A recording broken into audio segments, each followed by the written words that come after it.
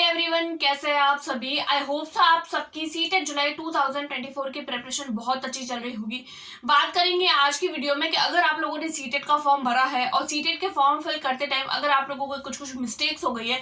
Mistake का मतलब है कि जैसे कि अगर आप लोगों ने कोई सब्जेक्ट को गलत भर लिया है, यानी कि आप लोगों को साइंस मैथ्स भरना था बट भूल से आप लोगों ने एसएसटी भर लिया है। अगर आप लोगों को लैंग्वेज हिंदी, इंग्लिश, उर्दू, संस्कृत, इन बहुत सारे लैंग्वेजेस के ऑप्शन मिलते हैं।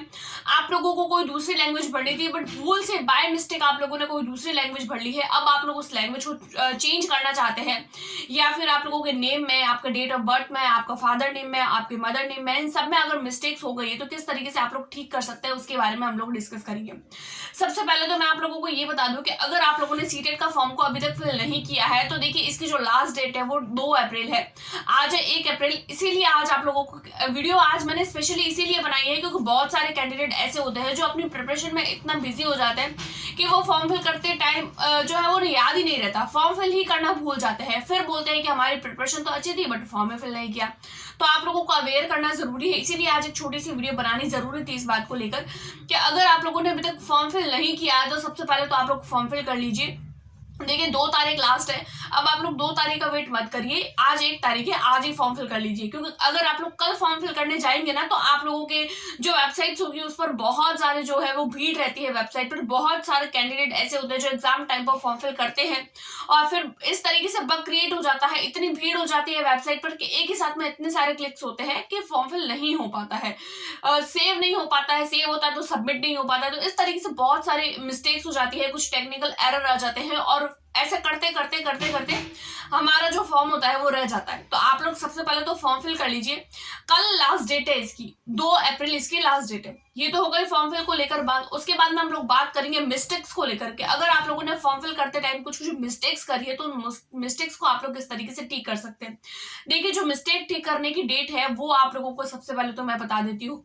2 तारीख आप लोगों के फॉर्म फिल करने की लास्ट डेट है एंड मिस्टेक्स ठीक करने की आप लोगों की जो लास्ट डेट है वो है आप लोगों की 8 तारीख से लेकर 12 तारीख तक, यानी 8 अप्रैल से लेकर 12 तारीख तक, यानी 8, 9, 10, 11 और 12, 5 दिन आप लोगों को दिए जाएंगे। अब आप लोग इसका वेट मत करिएगा कि सीटेट की ऑफिशियल वेबसाइट पर फिर से जो है वो आप लोगों को नोटिस दिया जाएगा कि अगर आप लोग करेक्शन करना चाहते हैं तो कर सकते हैं। देखिए ऐसा नहीं होता है।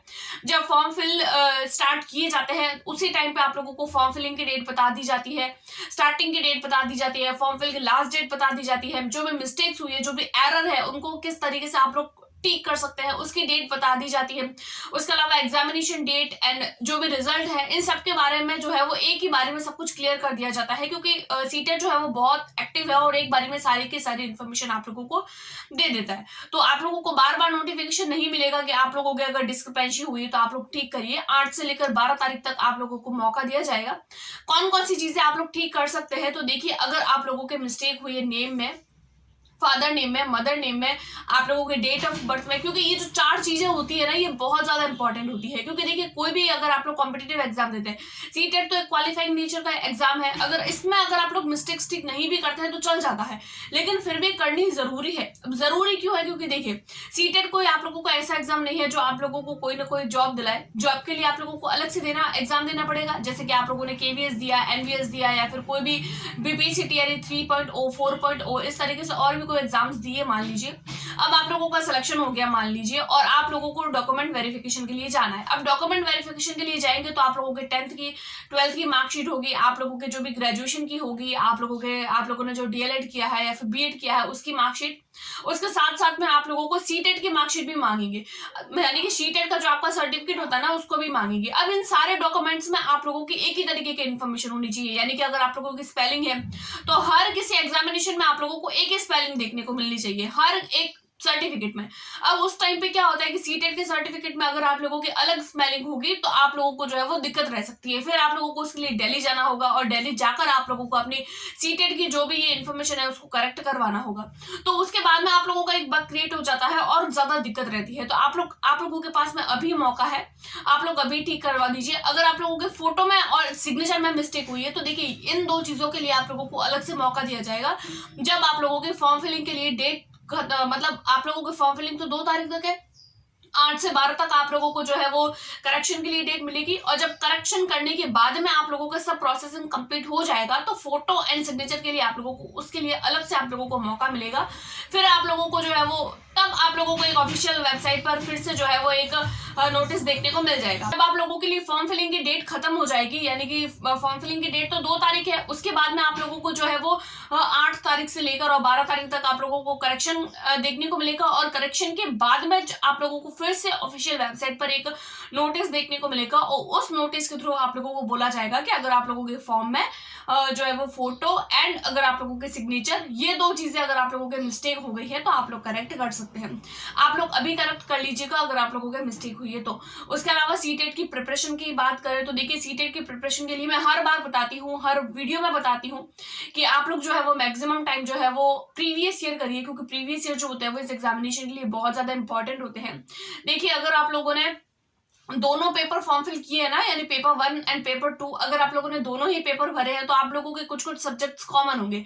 जैसे सीडीपी हो गया आप लोगों का, लैंग्वेज वाले पोर्शन हो गए, मैथमेटिक हो गया, क्योंकि मैथ्स जो होती है वो आप लोगों को साइंस मैथ्स वाले जो होते हैं 6 to 8 उसमें भी आती है। उसके अलावा आप लोगों के जो पेपर 1 होता है तो उसमें भी आती है। तो बहुत सारी चीजें आप लोगों को लैंग्वेज कॉमन देखने को मिलेगा, सीडीपी कॉमन होगा, आप लोगों का मैथ्स कॉमन होगा, तो बहुत सारी चीजें कॉमन देखने को मिलेगी। अगर आप लोग पेपर 2 के लिए प्रिपेयर कर रहे हैं तो पेपर 1 के लिए आप लोगों को प्रिपरेशन करने की जरूरत नहीं है, क्योंकि मैंने जब प्रिपरेशन करी थी तो मैंने भी यही किया था। पेपर 2 के लिए से प्रिपेयर किया था, पेपर 1 के लिए मेरी ऑटोमेटिक प्रिपरेशन हो गई थी। और अगर आप लोग पेपर 1 के लिए सिर्फ तैयारी कर रहे हैं तो आप लोगों को पेपर 1 के लिए पेपर 1 पर ही फोकस करना है, राइट। तो ये कुछ कुछ बातें थी। उसके अलावा कुछ कुछ प्रिपरेशन स्ट्रेटेजी की भी बात कर लेते हैं आज की वीडियो में कि मैंने अपने एग्जाम टाइम में कौन सी ऐसी स्ट्रेटेजी फॉलो करी थी।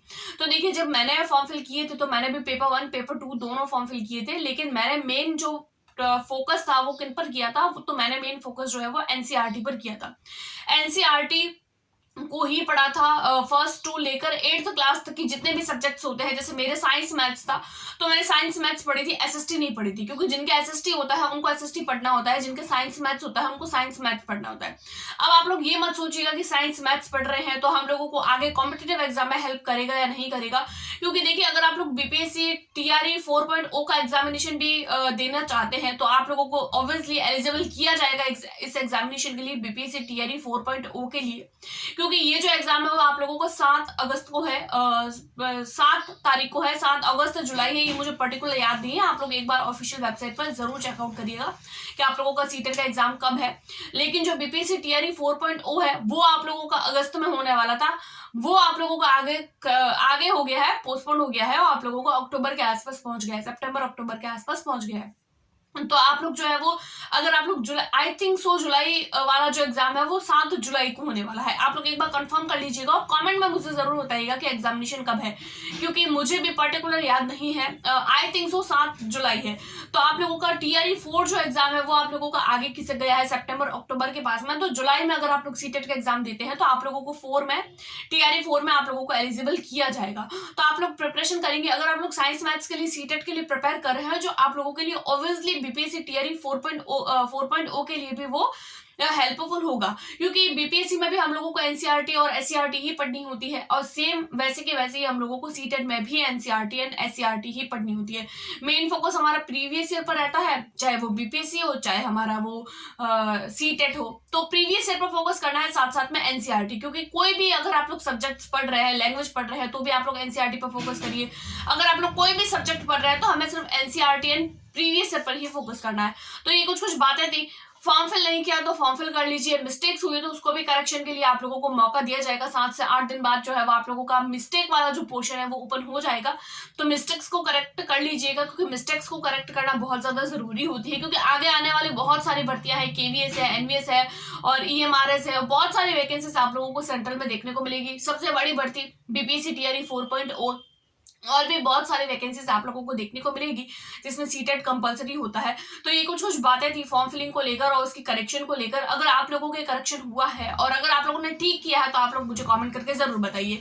Thanks for watching.